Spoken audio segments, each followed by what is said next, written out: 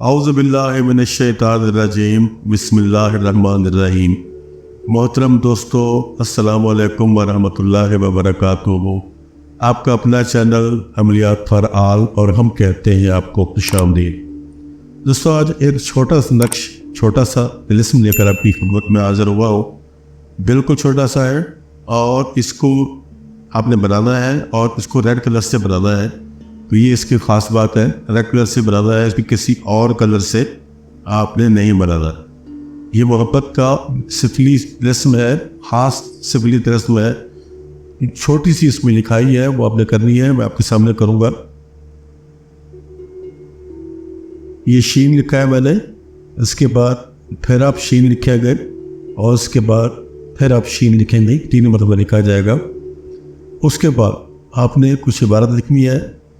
Number है 7, 2, 1, 6, थोड़ा सा वक्फा डालेंगे। लाम लाम लाम तो थोड़ा सा वक्फा डालेंगे।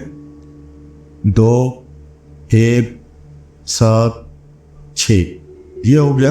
अब उसके बाद आपने इसके नीचे अपने मतलूब का महबूब का नाम लिखना है। अलहब फुला बिन फुला।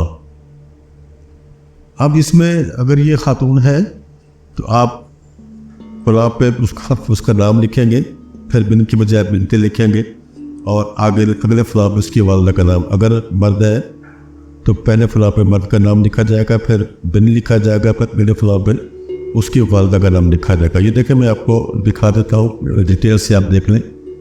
ये सिर्फ इतना ही बनाना है, तो इसका आपने प्रिंट आउट नहीं लेना, इसको आपने खुद लिखना है। इतना आसान नक्शा है, आप इसको खुद लिख सकते हैं, आराम से बना सकते हैं, कोई इसमें प्रॉब्लम आपको नहीं आने वाली। आप आराम से इसको बना के इस्तेमाल कर लें, आपको ये बहुत ज़्यादा काम देने वाला है। दोस्तों, ये नक्श जब बन जाए उसके बाद आपने इसके ऊपर इसको रख लेना है अपने सामने। और उसका मैं आपको टाइम भी बता दूँ कि आपने इसको असर के बाद बनाना है। असर की जब अजान हो जाए, नमाज हो जाए, उसके बाद आपने इसको बनाना है। और बनाने के बाद आपने इसको रखना नहीं है, इसको थोड़ा सा 2 दिन का इतर के आपने लगा देने हैं। उसके बाद फौरी तौर पर आपने इसको जलाना है। जलाने के बाद इसकी जो राख है, उस राख को आपने गटर वगैरह में नहीं मारना, इस बात का ख्याल रखना है। उस राख को इकट्ठा करके किसी प्लेट में रख के आप इसको जला दें। प्लेट में ही राख इसकी मौजूद रहेगी और उस राख को आप उठाकर कहीं दफन कर दें। कोई ऐसी जगह, ऐसी ज़मीन जो कि नापाक ना हो, जो कोई खेत है या कोई विरासती प्लाट बना हुआ है, उसके अंदर थोड़ा सा गड्ढा खोद कर उसमें रख के आप इसको दफन कर सकते हैं। ये आपके लिए बेहतरीन हो जाएगा। दोस्तों, ये अमल आपने 3 दिन करना है, लेकिन वक्त का ख्याल रखना है। अगर आपने मिसाल के तौर पर आजकल 5 बजे असर की अज़ान हो रही है, आपने 5:15 बजे या 5:30 बजे अगर पहले दिन किया है तो दूसरे दिन भी एग्जैक्ट टाइम पे आपने इसको करना है और तीसरे दिन भी एग्जैक्ट टाइम पे आपने इसको करना है। 3 दिन आप इसको बनाएंगे और 3 दिन जलाएंगे। और ऐसा नहीं कर सकते कि आप एक ही दिन सारे तावीज़ बना के रख लें।